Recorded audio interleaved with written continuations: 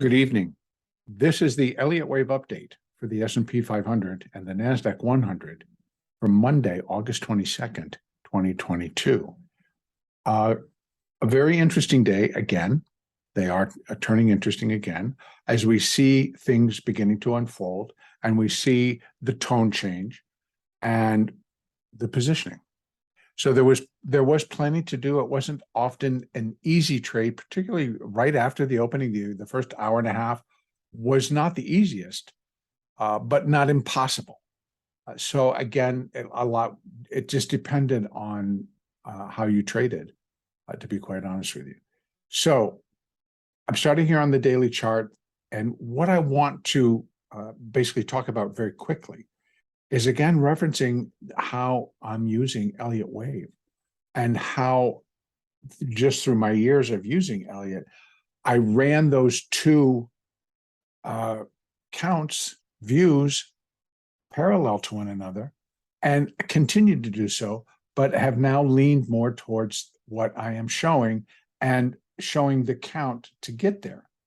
And my point being is that I never wavered from the fact that we were in a rally that was going to go up, but it was Elliott wave that gave us the levels via Fibonacci, so the combination of Fibonacci plus the Elliott.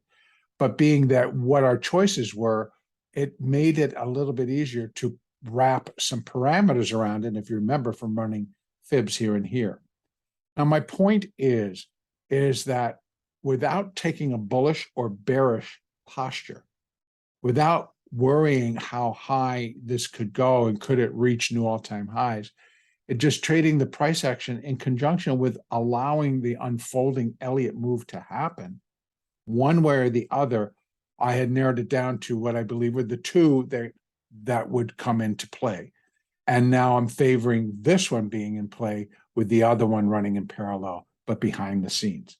So again, by using the Elliott, I didn't get stuck long. Again, when you're looking for the turn, we talked about what our levels would be. We talked about the possibilities and if the market were to turn, what to look for. Well, we're now getting that. So again, using the Elliott keeps our trading minds in a place where we can access strategy. And to access the strategy, what we're really looking at doing is what are our rules of the game here? What do we need to see? What am I using? I'm using the moving averages. I'm using on a smaller time frame, I'm using a order volume profile. And together, it can help put direction together on the basis of price action. So in that respect, using the Elliott is prepared for what the turn would be, what we look for in the turn. And now I want to drill down pretty quickly to show how I believe that turn is coming undone, which does give more support to this being complete at that level. So the first thing I'm going to do, I'm just going to go straight down to the hourly chart, and I'm going to open it up. I want us to see. So that's the level where I am marking, you can see, intermediate wave A of primary wave B. Okay, so off of the low at here in the S&P, that would be from 36.39. Off of that low, that marked the completion point for primary wave A. So we're in a primary B wave counter trend rally. The first leg of it is complete at 43.28 from last Tuesday. So the S&P has dropped that low to that high, this low to that high, has dropped 196 points in less than a week. Pretty good move. So, and I think pretty clear as to that likely being the high for right now. So I'm not going to go over very quickly what the expectations are, and then we'll take a look at this again more closely. So let's see if I can pull it back. Again, what the whole picture is going to be is that's wave A. We've got to put in a B wave, and that B wave is going to be on an intermediate degree. So what sits inside of it is going to be a minor wave A, a minor wave B, and a minor wave C. Now, let me just quickly go to this 4. We're going to lay this out. So the trajectory, what am I looking for here? Again, if this completed I'm looking for a B wave, an intermediate wave B. What can I look for? Well, one place we have 38250, but basically the entire B wave should find some support to complete at the 50% to 62% retracement levels of wave A. What are those levels? Those levels are 3983, and you can round it up and down, and then 3900, basically. So what is, and that is if it was going to be complete, what we're going to do is a minor wave A, a minor wave B, and then a minor wave C down into this zone. What are the extensions on that? Well, we have 3842. And as we discussed, I believe on Sunday, we have 3722, 23, and that would be it. And then we're back to the low. And yes, intermediate wave B could retrace back down. It cannot exceed, but it can retrace back down to 3639. Now, and then still do a C wave up and rally. And at least, if not equal this, break it and go a little bit higher. And that would be a C wave. And that is where the primary wave B counter trend rally will take. But in the meantime, that's getting ahead of us. So that's kind of what I believe the layout is going to turn into, and where we're going to end up eventually before we put in another rally. So how long should this take? Well, that took 2 months. I'm hoping that the B wave portion of this might take a month and a half, and then we get a rally. So however it's going to get there, it's going to get there. Underlying, these things just happen. That's the other point. In making these calls, it was not taking into what the pundits were saying. It was not taking into, it's like, well, gee, the Fed's they're expected to ease, and they're not going to be quite as severe, when we had no evidence of it. But they start a narrative to feed whatever. So it's real important at this time, when you're working a mindset and you're trying to look and see what the market is doing, what is the market telling you? Not what a pundit is, what's the market telling you? And the market made it pretty clear. Yep, we were buying, and yep, we were buying. And it fell into a different mindset of a trading mindset, where it's like they're buying it on a continuous basis because the algorithms are finding the trades weekly. So they were tying it around sometimes a daily expiration, other times just a weekly Friday expiration. And so that puts a technical spin on it and leaves the pundits out there trying to rope in whomever they can to buy their airtime, I guess. In any case, I do think that if we can get the right mindset going and clear out the noise and just pay attention to the price action against what we're seeing, against where we're coming from, what we can expect, then I think that we're focused on the price action and making money. And it doesn't take either direction for it to do that. So let's take a deep dive inside the S&P, and then I'll move over to the Nasdaq. So again, we're working on the minor wave A, and I believe minor wave A may be unfolding in an ABC. So ABCA. So I'm kind of looking for something to go down, go back up towards those highs, and come back down to those levels that we just showed. I'm activating this, and I just want to put it over because this is really where it belongs. Okay, so we'll put it there. Now, so what's going to be inside this minor wave A? Well, I'm starting it off by saying, well, that's kind of a threesome. So I'm going to leave that as an A, and then a B, and then it starts to come off in C. C waves are always 5. 1, 2, 3. So we got a little 4, maybe another swing down, coming in below that, put in a 5. Maybe 4,100. We discussed that was going to be support, and it should find some good price support around there as well. And then put in a little minor degree B wave rally. Here we got our resistance points already set out for us. If it should be continuing now or right after this potential low, newer low for the sequence. Then we have 41.72. We have the 50 EMA at 42.06, the SMA at 42.20, that would be the 50. And then again, we have 42.26 is where the 200 period, hourly 200 period EMA is. Now, whether that B wave can get up there, sure, it could. And then the market's still in that C wave, drop down towards 4,000. So again, that would be wave A. So we have this, 1, 2, 3, 4, 5, excuse me, gets it down to here. Then we get this, the B wave back up. And then we get an intermediate C wave. So we got an intermediate, an intermediate wave B. It's going to have a minor wave A, minor wave B, minor wave C, bringing us back down to those targets. And then that's going to be primary, intermediate wave B. I know I got to keep my own degrees. An intermediate wave B, and then we get the intermediate wave C to complete the primary wave B. So again, we're going to come down, we get down into here, and then I believe we rally back up and put a little bit new high above what we just were at.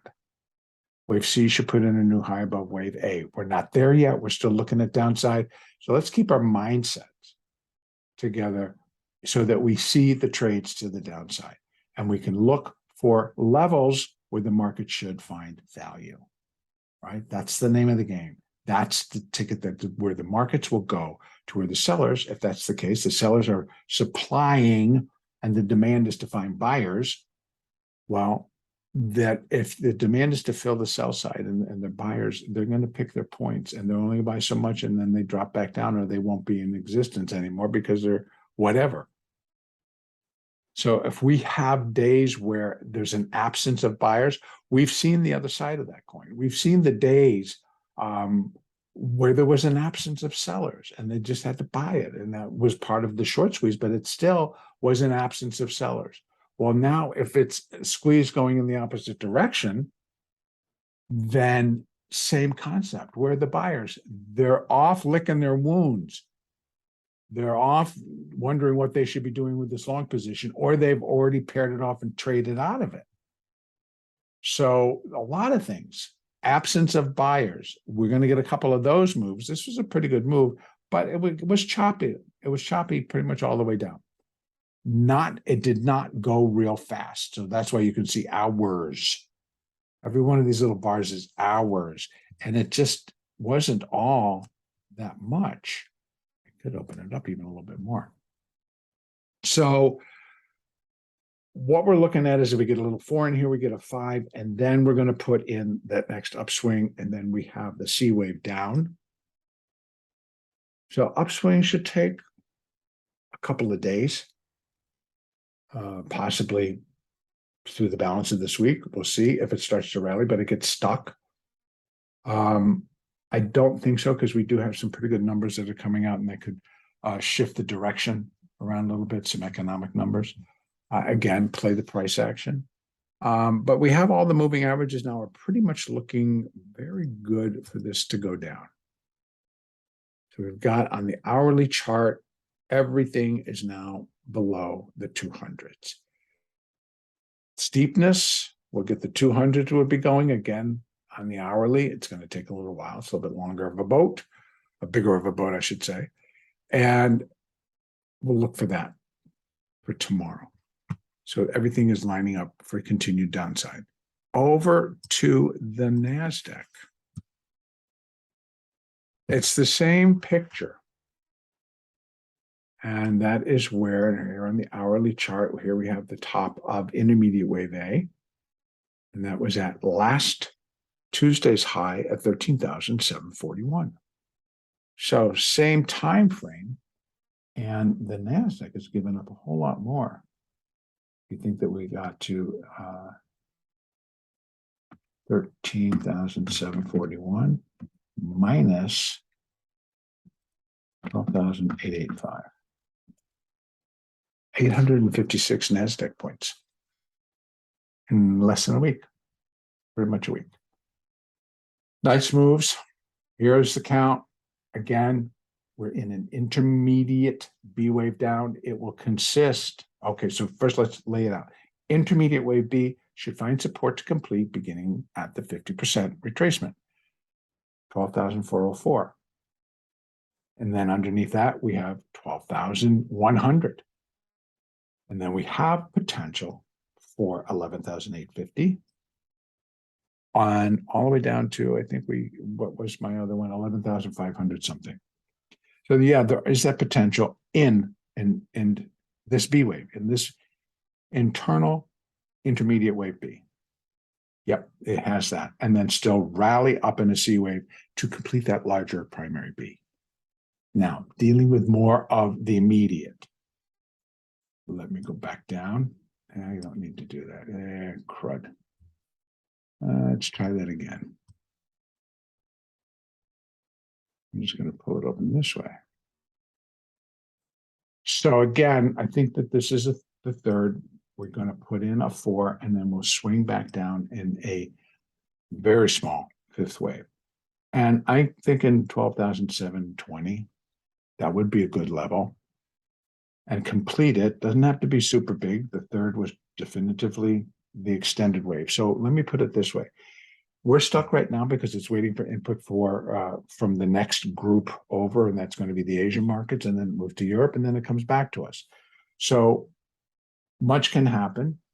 They still have to interpret all of that, and I'm sure that why would they want to step in and buy it? But if big enough firms in our country have passed buy orders on over to Hong Kong or Tokyo or wherever, and that gets the whole thing going, then yeah, it could continue. So this is either going to be the third or it could be the fifth. And if it's the fifth, I got to put a C under there, and then I got to put the minor wave A under there. So there's that potential to get a little bit bigger bounce here.